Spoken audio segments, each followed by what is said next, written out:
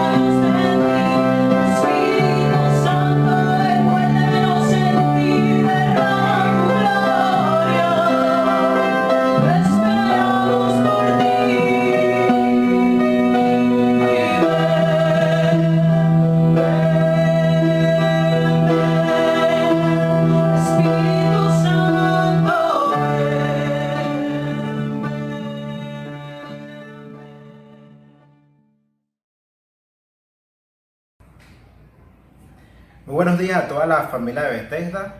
Le damos gracias al Grupo de Alabanza por esta bella adoración. Y bueno, hoy me corresponde traer la palabra. Seguimos en lo que es esta cuarentena, esperando pronto reencontrarnos nuevamente en la iglesia Bethesda. Sabemos que esto va a pasar. Y bueno, les mando un cordial saludo de parte de mi esposa, mi tía Valentín, y mi hija María Fernanda. Y bueno, le invito a abrir su Biblia en el libro de Primera de Pedro. Recuerden seguirnos a través de las redes sociales, Iglesia Cristiana Bethesda, tanto en Facebook como en Instagram. Sabemos que hay una audiencia que nos sigue, aparte de la iglesia, aparte de los que han salido de esta nación, y esperemos que esta palabra sea edificante para su vida. Vamos a estar leyendo entonces en Primera de Pedro, capítulo 1, vamos a leer del verso 3 al verso 9, y se habla allí de una esperanza viva. Dice la palabra: bendito sea el Dios y Padre de nuestro Señor Jesucristo, que por su gran misericordia y mediante la resurrección de Jesucristo nos ha hecho renacer de nuevo a una esperanza viva, para que recibamos una herencia incorruptible, incontaminada, imperecedera. Esta herencia le está reservada en los cielos, a ustedes por medio de la fe, protegidos por el poder de Dios para alcanzar la salvación lista para manifestarse cuando llegue el momento final. Esto les causa gran regocijo, aun cuando les sea necesario soportar algún tiempo diversas pruebas y aflicciones. Pero cuando la fe de ustedes sea puesta a prueba como el oro, habrá de manifestarse en alabanza, gloria y honra el día que Jesucristo se revele. El oro es perecedero y sin embargo se prueba en el fuego. Y la fe de ustedes es mucho más preciosa que el oro. Ustedes aman a Jesucristo sin haberlo visto y creen en Él, aunque ahora no lo ven. Y se alegran con gozo inefable y glorioso porque están alcanzando la meta de su fe, que es la salvación. Vamos a dar gracias a Dios por su palabra.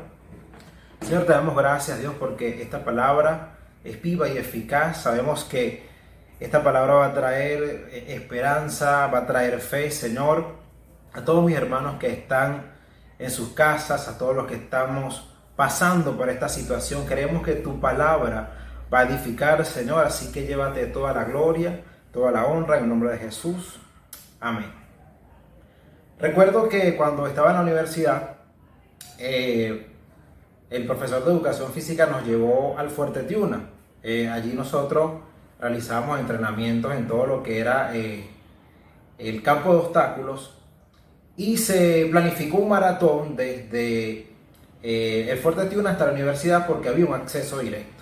Eran más o menos como 2 secciones, éramos 60 personas, y los que corren, los que constantemente lo hacen, saben que cuando uno está en una carrera es un desafío tanto mental como físico. Tú tienes que saber administrar en una carrera de resistencia tu fuerza, tu velocidad, de tal forma de que puedas llegar a la meta y puedas llegar en el menor tiempo.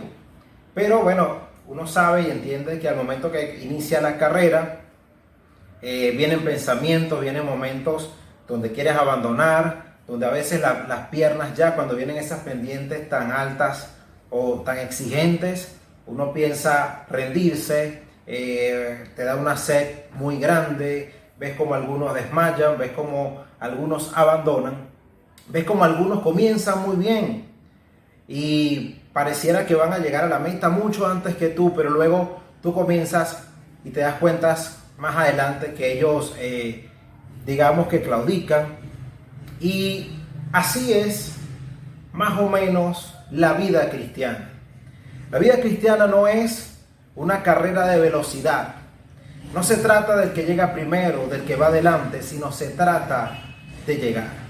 Y muchas veces vamos a encontrarnos obstáculos, vamos a encontrarnos pendientes muy altas, pruebas, aflicciones, que si nosotros no tenemos la fe suficiente para seguir adelante, puede ser que claudiquemos y no llegamos a la meta de la salvación, la meta que es el cielo. Cuando nosotros vamos al diccionario y definimos la palabra meta, dice que es un lugar o punto en el cual termina una carrera. Por lo tanto, el mérito no es que hayas comenzado la carrera, el mérito es que tú puedas terminar. Y muchos comienzan el camino de Dios, muchos comienzan el camino de Cristo mucho antes que nosotros. Parecían victoriosos, parecían con mucha fuerza, pero es tremendo cuando seguimos avanzando en el camino y nos los encontramos tal vez en el piso, tal vez desmayados, sin fuerzas, y es porque no se trata de velocidad, es una prueba constante el camino, porque aún seguimos en el mundo y es un camino de aflicción, pero con la bendición y con la seguridad de que ya hubo uno que venció primeramente por nosotros, que llegó a la meta y que la cruzó. Cuando hablamos de esa meta, entendemos que los atletas al principio se toman una selfie con su uniforme, y no significa el hecho de que hayas comenzado, de que la vayas a terminar. Igualmente sucede con las carreras universitarias. Muchos son los que empiezan, pero no necesariamente todos terminan. Y es allí donde tenemos que entender que se necesita de una constancia, la cual va a ser fundamental en el camino del Evangelio. Vemos en este pasaje cómo el apóstol Pedro habla específicamente en el verso 9 de que el fin de nuestra fe es la salvación de vuestras almas. Y cuando aquí se habla de la palabra fin, tiene que ver con meta. Es la meta, el objetivo de nuestra fe, salvar nuestras almas. Cruzar esa línea al final de la carrera, cuando lleguemos al cielo. Pero es un desafío para el cristiano lograrlo. Y vemos que el apóstol Pedro estaba animando a algunos hermanos de otras iglesias que habían sido dispersados a causa de la persecución y se estaban desanimando y estaban a punto de claudicar, estaban a punto de tirar la toalla. Y entonces allí donde el apóstol Pedro comienza a darle una palabra de ánimo para que terminen la meta.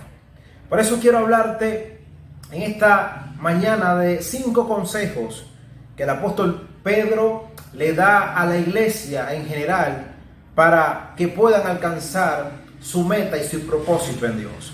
El primer consejo que da el apóstol Pedro lo encontramos en el versículo 3. Y vemos allí que el primer consejo es no perder la esperanza. ¿Saben quién sabía lo que significaba perder la esperanza? Ese era Pedro. Pedro había perdido toda esperanza cuando Cristo fue arrestado y fue crucificado. Él trató de impedir de que no fuera arrestado. Recuerden que en ese momento él le corta la oreja a Malco, a uno de los soldados. Cristo hace un milagro sobrenatural, un milagro extraordinario en ese momento. Y Pedro entiende de que él no podía oponerse al propósito de que Cristo fuera a la cruz. Ya Cristo lo había reprendido en un momento anterior. Y ahí es donde comienza Pedro a perder la esperanza. Él ve que su maestro, su líder, aquel que lo había orientado, estaba siendo arrestado y posteriormente crucificado. Es por eso que Pedro más adelante, por más que dijo que no lo iba a negar, Cristo le profetiza que lo iba a hacer. Y Pedro, como era quien influenciaba más en los discípulos, hizo que los demás, los 11, también volvieran a las redes. Y volver a las redes significa volver a tu pasado. Cristo lo había sacado de ese lugar de ser un pescador y le da el propósito de ser pescador de almas. Pero vemos que Pedro se convierte en una persona desertora del llamado, del ministerio que Dios le había dado. Y es tremendo ver cómo cuando tú eres líder y cuando tienes una influencia, el hecho de que tú decidas renunciar, el hecho de que tú decidas claudicar, puede influenciar en todos aquellos que te siguen. Y en medio de esta situación que estamos pasando, ¿cuántos no hemos pensado en claudicar? ¿Cuántos no hemos perdido la esperanza? ¿Cuántos no hemos perdido la fe? Porque es normal en una carrera físicamente, en una carrera en muchos momentos claudicar, en muchos momentos decir me voy a sentar, voy a respirar mejor, no voy a llegar, después lo intento nuevamente y es algo normal. Pero la esperanza de Pedro regresa un día que estaba realizando la pesca y ve que un hombre viene caminando por las aguas. Pedro sabía que eso solo lo hacía un solo hombre. Pedro ya conocía la historia, sabía de que ese que venía caminando hacia la barca tenía que ser uno, y que él entendió en ese momento que ese Cristo se había levantado de la muerte, había resucitado. Entonces, por eso es que él menciona en el versículo 3 que Cristo, que el Padre hizo que renaciera nuestra esperanza nuevamente por medio de la resurrección de Cristo, porque si Cristo no hubiese resucitado, entonces vana es nuestra fe, vana es nuestra esperanza. Entonces, por eso es que ahora se llama una esperanza viva, porque aquel hombre, aquel líder en el cual Pedro puso su confianza, había vencido el más grande enemigo que tiene todo hombre, que fue la muerte. Se levantó al tercer día y venció al imperio de la muerte. Por eso puede ser que tú en este momento te sientas como Pedro. Puede ser que estés pensando en claudicar en medio de toda esta situación que estamos pasando. Pero quiero decirte que nuestra fe debe permanecer viva, porque Cristo se levantó de los muertos. Por eso es una esperanza viva que tú debes tener, entendiendo de que ya hubo uno que cruzó la meta, que le fue difícil, que tuvo obstáculos, tuvo personas que se le opusieron, pero sabía cuál era su propósito, que era la muerte de cruz, para redimirnos, para limpiarte, para acordarse de ti y darte la salvación. Por lo tanto, lo primero que te digo, lo primero que Pedro nos dice es: no pierdas la esperanza. El segundo consejo que yo veo en estos versículos está en el versículo 4, y es pensar en la herencia o en la recompensa que Dios tiene para cada uno de nosotros cuando crucemos la meta. Y es tremendo saber que Dios es tan bueno que no solo nos da la salvación, que es algo grandioso, que es algo incomparable, pero además de eso, como hijos nos da una herencia y nos da recompensa. Y la Biblia describe esta recompensa. La primera característica que da es que es una herencia incorruptible. Incorruptible significa que no se corrompe, que no se descompone de tal forma de que propaga un mal olor, sino que es incorruptible. La segunda característica es que esta recompensa es incontaminada. Significa de que no va a perder su estado de tal forma que pierda la esencia y afecte a su medio ambiente. Y la otra característica que Pedro le da a la recompensa es que es inmancerable. Significa que no se puede marchitar, que no pierde su belleza y que no pierde su calidad. Los que han practicado algún deporte, que han ganado un premio, una medalla, saben que primero cada uno de esos premios se van a marchitar. Cuando tú tienes un trofeo, por más de que tú tratas de cuidarlo, al pasar el tiempo se van marchitando. Pierden su calidad, pierden su belleza y comienzan a corromperse también. Comienza el óxido, comienza la polilla a atacar la madera hasta que se convierten en óxidos o en agentes contaminantes. Y ese premio que te valió aquel esfuerzo, aquel maratón, aquel campeonato, se vuelve basura. Y tienes que sacarlo de ese lugar, porque el tiempo ha hecho que se marchite, que se corrompa y que te pueda contaminar.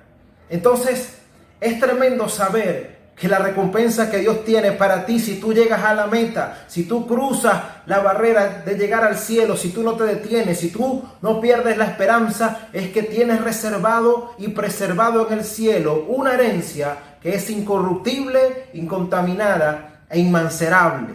Así que eso tiene que darte ánimo de que no lo va ese premio, esa herencia, no lo va a corromper ni la polilla ni nada, porque Dios lo ha reservado para ti.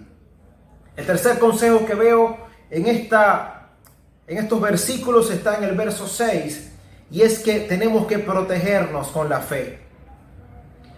Y para hacerlo un poco más gráfico, es cuando uno compite en estos maratones, pero los que son profesionales, los que compiten de 2 a 3 horas, recorridos largos, a temperaturas de 40, 45 grados, necesitan protegerse, un protector solar, porque el inclemente sol puede deshidratarte, puede quitarte la fuerza, puede hacer que te desmayes. Por eso estos deportistas utilizan ese protector solar. Y sabe, algo así parecido es la fe. Dice la palabra que Dios en su poder te va a guardar, pero mediante la fe. Por eso es que sin fe es imposible agradar a Dios. Necesitas de la fe en medio de esta carrera, porque la fe te va a proteger cuando la fe se acaba. Porque ¿qué es lo que ocurre? Uno deja de creer porque piensa que no va a llegar a la meta, porque lleva años corriendo y piensa que no va a llegar, que es muy lejos. Es más, ni siquiera la ve. Y sabe algo, cuando uno pierde la fe, es como cuando un caballero de estos antiguos perdía su escudo. Y precisamente Efesios 6 describe o hace una alegoría de la fe como un escudo que te da defensa, te da protección. Cuando tú pierdes la fe, lanzas el escudo, y a pesar de que tienes la palabra, si es que tienes la espada o la palabra, vas a poder atacar, pero no te vas a defender de los ataques del diablo. Y es allí donde el enemigo, cuando ve que tu fe ha menguado, cuando ve que has perdido tu fe, es allí donde el enemigo comienza a atacarte, comienza a zarandearte. Y a Pedro le pasó eso también. Pedro perdió su fe en algunos momentos y fue zarandeado por el diablo. Ser zarandeado significa es cuando tú agarras una mata para bajar un fruto y la mueves violentamente. Eso es zarandearte. Y hay muchas personas que han perdido la fe y el diablo hoy los está zarandeando. Y zarandear significa que está lanzándote ataques. Y tú, como perdiste el escudo, como perdiste tu fe, estás sin protección para los ataques de Satanás. Pero quiero decirte que en esta mañana yo ruego por ti para que tu fe no falte, porque Pedro, cuando fue zarandeado, Cristo oró al Padre, dijo: oraré y rogaré al Padre para que tu fe no falte. Si sientes que has perdido la fe, vamos a orar, vamos a rogar al Padre para que tu fe no falte en estos momentos de aflicción que podemos estar pasando con esto que pasa el mundo entero. El cuarto consejo que Pedro nos da es que tenemos que soportar las pruebas y las aflicciones. Los versículos 6 y 7 dicen que será necesario, que tal vez sea necesario, aunque por un poco tiempo, que seamos afligidos, que seamos probados, porque así como el fuego es probado, es pasado por fuego, es necesario que tú y yo seamos probados. Y es difícil pasar por pruebas. Todo lo que está pasando el país, el mundo entero, es una prueba tremenda. Y Dios está probando tu resistencia al fuego de la prueba en este momento. No es fácil, pero una de las cosas que te va a ayudar es regocijarte y adorar a Dios en medio de la prueba. Es una forma de que tú reconoces que con tus propias fuerzas no puedes y necesitas de alguien sobrenatural, de la mano poderosa de Dios que te ayude en medio de la prueba. Cuando tú adoras a Dios, cuando tú levantas tus manos, cuando tú te regocijas en medio de la prueba, das a entender de que te rindes totalmente a Dios y que Él comienza a darte una respuesta. Y Jesús, que ya venció, que ya cruzó esa meta, fue afligido también. Y recuerda en la Biblia cuando Cristo estaba en el Getsemaní, tal era su aflicción, tal era el estrés, la angustia que tenía, la ansiedad, que dice que sudaba gotas de sangre. Le pidió a sus discípulos más cercanos, a Pedro, Juan y Jacobo, que oraran con él, pero se dormían. Y él tuvo que llevar esa prueba solo, tanto que pensó en renunciar. Por lo tanto, si tú has pensado en renunciar, imagínate si Cristo pensó en ese momento en dejar pasar esa copa, en dejar esa prueba, porque le venía la prueba más grande, que era la cruz. Renunciar, imagínate si Cristo pensó en ese momento en dejar pasar esa copa, en dejar esa prueba, porque le venía la prueba más grande, que era la cruz. Pero él entendió que era la voluntad del Padre, que no tenía sentido haber comenzado la carrera y detenerse precisamente en el momento en que iba a llegar a la cruz. Y tú no sabes qué tan cerca estás de la meta y tal vez estás pensando en rendirte. Pero no te culpo por eso, porque puede pasar. Sin embargo, Cristo dice en la palabra que fue fortalecido por un ángel, recibió la fortaleza de Dios. Y sabes algo, en medio de la angustia adora a Dios. En medio de los procesos, regocíjate en Él, porque Dios va a traer respuesta, va a traer fortaleza a tu vida. Y vas a escuchar, de repente hoy pasamos momentos donde hay problemas con el agua, con la electricidad, problemas que tal vez no estás cobrando un sueldo, tal vez no tienes alimento, pero Dios va a traer la respuesta. Vas a recibir la llamada tal vez de un hermano, de un amigo que te va a depositar, que te va a hacer una transferencia, o van a tocar tu puerta para darte alimento, o vas a escuchar tal vez el sonido del agua cuando llega la luz, porque Dios va a traer respuesta. Así que la angustia, la aflicción es parte del proceso y Dios está sacando lo mejor de ti. Que nosotros le demostremos a Dios que estamos hechos de oro, que el fuego de la prueba no nos va a vencer, sino que vamos a ser candidatos selectos a cruzar esa meta, porque Él está con nosotros. El quinto y el último consejo que yo encuentro está en el versículo 8 y tiene que ver con creer más allá de ver. Creer a pesar de que no estés viendo. Y sabes, ahí la palabra habla de que nosotros hemos amado a Cristo sin haberle visto. Y eso nos hace bienaventurados, porque hemos creído en un Cristo que tal vez nunca lo hemos visto físicamente, o no vimos el tiempo en el que Él se manifestó, pero dice: bienaventurado aquellos que sin verlo creen. Y esto Jesús se lo dijo a Tomás. Porque el secreto del evangelio no se trata de ver para creer, sino de creer para poder ver la gloria de Dios en tu vida. Es necesario cambiar, y Dios nos enseña, cambia totalmente el lenguaje que nos enseña el mundo. Ver para creer, y Él te dice: cree para que puedas ver mi gloria. A veces, como no sabemos qué tan cerca estamos de llegar a la meta, como no sabemos si vamos a llegar, entonces dejamos de creer. Y esto me hace acordar a un alpinista, una anécdota de un alpinista que de repente ya tú la has escuchado, pero se me viene en este momento. Un alpinista que quería llegar al Everest, quería hacer un gran récord, y se va solo, sin mucha planificación, sin decirle nada a nadie. Y llega un momento que ya son muchas horas subiendo, se hace de noche, se hace pesado el ambiente, el frío crece, la neblina, y entonces él, sin saber cuánto le faltaba por llegar, tropieza y comienza a caer.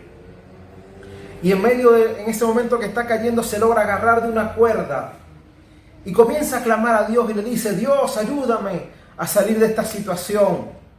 Y Dios le dice: tienes dos opciones: o seguir subiendo o soltarte de la cuerda. Pero este hombre no escuchó la voz de Dios y se mantuvo agarrado de la cuerda. Al día siguiente, cuando amaneció, llegaron los rescatistas y este hombre murió. Y lo más tremendo es que si él se soltaba de la cuerda, estaba a 1,5 metros del piso. Pero si seguía avanzando, estaba a pocos metros de llegar a la meta. Tal vez tú estás muy cerca de la meta, de llegar, pero estás aferrado a algo, y eso hace que no avances. ¿No has escuchado la voz de Dios cuando dice: suéltate en mis brazos, que yo te doy protección? Suéltate en mis brazos, porque debes confiar en mí, porque Él es tu protector, tu escudo. Y soltarse en los brazos de Dios es decir: ya no puedo con mis fuerzas. Y es el momento que tú decidas escuchar la voz de Dios. ¿Sabes? A veces pensamos de que no vamos a llegar a la meta, que estamos muy lejos, pero la Biblia dice que el reino de los cielos se ha acercado y hoy estamos mucho más cerca que el tiempo de los apóstoles de llegar a la meta. Hoy, y nos damos cuenta también de que la Biblia dice que cuando veamos pasar todas estas cosas, en el libro de Lucas, lo que estamos viviendo, terremotos, guerras, rumores de guerra, pestilencia, que el amor de muchos se ha enfriado, cuando todas estas cosas sucedan, alegraos porque nuestro galardón está cerca. Regocijarnos porque está aún más cerca. Por lo tanto, no tiene sentido de que hayas iniciado la carrera y quieras abandonar, que hayas iniciado este proceso tan difícil, que hayas superado tantos obstáculos y decidas rendirte. No es el momento de dejar de creer, es el momento de seguir adelante en el nombre de Jesús. Si tú sigues estos consejos, entonces lograrás el fin. Dice que el fin de la fe es la salvación de nuestras almas. Tal vez hoy estés pensando en abandonar. Nadie ha dicho que la carrera es sencilla. Nadie ha dicho que el camino del evangelio sea fácil. Hay pruebas difíciles. Hay momentos, obstáculos grandes. Y tal vez tú pensarás, esto es para un grupo selecto nada más. Pero quiero decirte que cuando Gedeón, que había perdido por completo el propósito de Dios, era un hombre cobarde, era un hombre que estaba huyendo, era un hombre que estaba trillando trigo en un lagar que no era el instrumento para hacer eso, es decir, había perdido su propósito y Dios se le aparece. Y es tremendo lo que Dios dice de Gedeón. Dios le dice, varón esforzado y valiente. Te pregunto, ¿Gedeón era un hombre esforzado y valiente? Realmente no lo era. Pero sabes, Dios no te ve como lo que tú eres hoy. Dios te ve como lo que tú vas a llegar a ser. Dios te ve, te está formando. Hoy puede ser que veamos simplemente la vasija sin forma, pero Dios, que el alfarero de alfarero te está formando y no te ve con el fracaso que sientas hoy, con la poca fe que tengas hoy, sino con lo valiente que vas a ser en el momento en que te entregues en sus manos y Él te use. Y ese mismo Gedeón, de ser un cobarde, fue un hombre que con 300 derrotó a un ejército de más de 22,000 hombres. Por lo tanto, si ya iniciaste la carrera del evangelio, no retrocedas, no desmayes, no te rindas, no cruces ni a la derecha ni a la izquierda. Pon tus ojos en Jesús, el autor y consumador de la fe. Si estás en esta carrera, recuerda que solo los valientes arrebatan el reino de los cielos. Solo los valientes van a cruzar esa meta. Solo los valientes van a cruzar esa línea. Y recuerda, como último consejo, de que dice la palabra que el que perseverare hasta el fin, ese será salvo. Y esa palabra fin es llegar a la meta. Así que no te rindas. Así que no es momento de colgar los guantes. Así que no es momento de claudicar, porque el Padre, el Hijo y el Espíritu Santo están desde la grada diciéndote, tú lo puedes lograr, porque yo vencí y tú también eres más que vencedor. Por eso quiero en este momento orar por la iglesia. No sé qué aflicción estés pasando. Yo he sentido momentos de renunciar, de entregarlo todo, pero leyendo esta palabra fui ministrado y entendí que la resurrección de Cristo renace nuevamente tu esperanza, y la esperanza en la cual tú y yo creemos es una esperanza viva, es una esperanza que es incorruptible. Señor, aquí está tu iglesia, Dios. Que esta palabra haya sido de fortaleza, de nueva esperanza, de fe, Señor, que ellos sean, Dios amado, llenos de tu presencia, que los ríos de agua viva comiencen en este momento, Señor, desde la coronilla hasta la planta de sus pies, que reciban la fuerza que viene de ti, del dunamis que tú eres, Señor. Te pedimos, Señor, aquel que está pasando por angustia, dale una oración genuina al Señor, porque obtendrás respuesta de Dios. Señor, te pedimos por cada una de estas vidas, Dios, por cada uno de los hermanos que están pasando por situación difícil, que su esperanza, que su fe no falte, Señor, en este momento, que ellos entiendan que cada vez están más cerca y que si tú los llamaste es porque tú le vas a dar la fortaleza. Si tú le has dado pruebas a sí mismo, le darás la salida. Sabemos que después de este proceso saldremos como nuevas vasijas, saldremos con nueva fuerza, con nuevos instrumentos, que nada ni nadie nos hará daño. Si algunos han soltado el escudo de la fe, si algunos han perdido la fe, que puedan retomar nuevamente la armadura de Dios. Recuerda, hermano, no estás solo. Más bien es el momento de que si has perdido la fuerza o si te sientes fortalecido, busca a otro hermano que va a necesitar una palabra. Hay algunos de nuestros hermanos que tal vez han abandonado la carrera, se han desmayado. Es el momento que los levantemos para que logren la meta.